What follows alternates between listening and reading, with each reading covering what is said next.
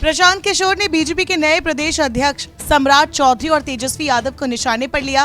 उन्होंने कहा कि सम्राट के पिता आरजेडी में थे, उसके बाद जेडीयू सरकार में रहे और उसके बाद मांझी की भी सरकार में रहे। वही तेजस्वी की पहुंच इसीलिए है क्योंकि वो मुख्यमंत्री के बेटे हैं। प्रशांत किशोर की जन स्वराज यात्रा बिहार के सारण पहुंच चुकी है। प्रशांत यात्रा के दौरान बिहार की राजनीति पर अपनी बेबाक राय रख रहे हैं। सारण में प्रशांत किशोर ने राज्य के उप मुख्यमंत्री तेजस्वी यादव पर हमला बोल दिया। उन्होंने कहा कि तेजस्वी यादव का इंटरव्यू इसीलिए लिया जाता है क्योंकि वो बिहार के पूर्व मुख्यमंत्री के लड़के हैं।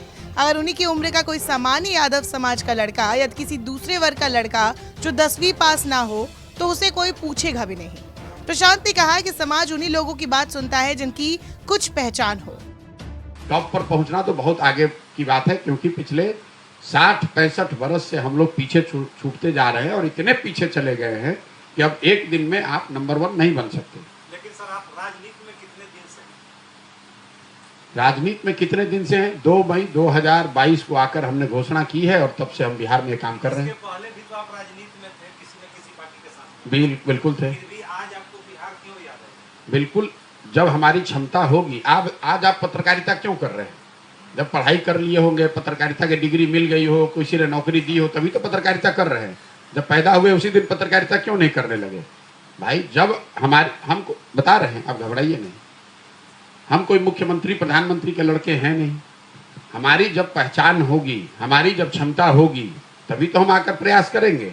हम मुख्यमंत्री के लड़के तो है नहीं कि पैदा हुए और हमने दावा ठोक दिया कि अब हम ही बिहार के नेता हैं, बिहार के लोग को हमको जानना सुनना समझना चाहिए।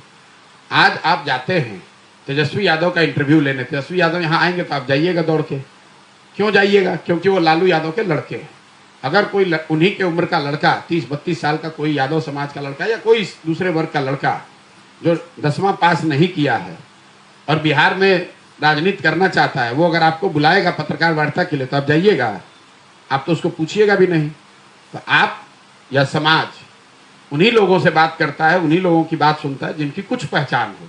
मेरी वो जो मैंने 10 साल काम किया है, मेरी वही पहचान है। किसी का गला नहीं काटा है, चोरी बदमाशी नहीं की है, ईमानदारी से, अपनी बुद्धि से, अपनी शक्ति से, अपने पराक्रम से, अपने परिश्रम से अपने लिए जगह और नाम बनाया है। जब मुझे ऐसा लगा कि मेरे पास वो क्षमता आ गई है, मेरे पास वो अनुभव आ गया है कि मैं अपने राज्य के लिए कुछ प्रयास कर सकता हूँ, तो मैं वापस आया हूँ और 2 मई 2022 से आकर इस काम को शुरू किया है। प्रशांत किशोर ने बीजेपी के नए प्रदेश अध्यक्ष सम्राट चौधरी पर भी हमला बोला और कहा कि बीजेपी ने जिनको नया अध्यक्ष बनाया है उनके पिताजी पहले आरजेडी में थे, उसके बाद जेडीयू सरकार में रहे और उसके बाद मांझी की भी सरकार में रहे। अब सम्राट चौधरी बीजेपी का चेहरा बन रहे हैं। वार्ड सदस्य तो किसी दल पर चुनाव नहीं लड़ते हैं, लेकिन जन स्वराज की मुहिम ही यही है कि आप अगर पत्रकार हैं, कल आप सोचते हैं कि आप जिला परिषद बन के या मुखिया बनकर समाज की सेवा कर सकते हैं, तो आप लड़िए, जन स्वराज आपकी मदद करेगा। ये कोई आप डिस्कवरी करके नहीं लाए हैं, आपकी खोजी पत्रकारिता का यह नतीजा नहीं है कि आप कोई ढूंढ कर लाए हैं सनसनीखेज खबर बनाने के लिए। जन स्वराज से जुड़ा हुआ कोई भी व्यक्ति, समाज का जुड़ा हुआ कोई व्यक्ति जो अपने आप को सही व्यक्ति समझता है, वो चुनाव की प्रक्रिया में आए तो जन स्वराज इस प्लेटफॉर्म से उसकी मदद के लिए खड़ा होगा ताकि वो लोग जीत कर आए। हम लोग ये मान कर चलते हैं कि राजनीति है वो विधायकों और विधायकों के लड़कों का प्रिरोगेटिव नहीं है कि खाली विधायक और मंत्री का लड़का ही विधायक बनेगा, ऐसा आप समझते हैं।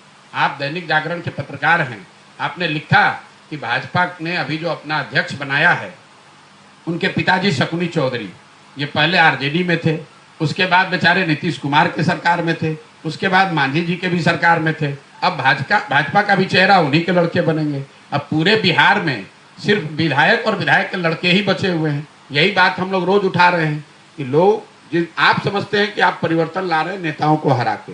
मैं कह रहा हूं कि नेता तो वही है, सिर्फ उसका दल और उसके झंडे का रंग बदला हुआ है। जो लोग पहले लालू जी के साथ थे वही उछलकर नीतीश कुमार के साथ आ गए, वही लोग उछलकर भाजपा में आ गए, तो उसमें नया क्या है? तो बिहार में नेताओं और नेताओं के परिवारों का जो राजनीति पर वर्चस्व है, एकाधिकार है, उसको तोड़ना जन स्वराज का एक मुख्य उद्देश्य है। पीके का ये कहना था कि जन स्वराज का मुख्य उद्देश्य है कि बिहार की राजनीति में नेताओं और उनके बच्चों के वर्चस्व को खत्म करना। जन स्वराज पदयात्रा के दौरान प्रशांत किशोर 2 अक्टूबर 2022 से लगातार बिहार के गाँव का दौरा कर रहे हैं। उनकी पदयात्रा अब तक 2200 किलोमीटर की ज्यादा की दूरी तय कर चुकी है। पश्चिम चंपारण से शुरू हुई पदयात्रा पिछले 17 दिनों से सारण जिले में है। सारण में अभी ये यात्रा 10 से 12 दिन और चलेगी और इस दौरान अलग अलग गांवों से गुजरेगी। यात्रा के दौरान प्रशांत लोगों की समस्या सुनते हैं, साथ ही साथ समाज के सभी सही लोगों को एक मंच पर आकर विकसित बिहार बनाने के लिए प्रेरित करते हैं। नमस्कार, मैं हूं मानक गुप्ता। अगर आपको हमारा ये वीडियो पसंद आया हो तो इसे लाइक और शेयर जरूर करें और हाँ, हमें सब्सक्राइब और फॉलो करना ना भूलें ताकि आप देश और दुनिया की कोई खबर मिस ना करें। तो जुड़े रहिए हमारे साथ और देखते रहिए न्यूज़ 24।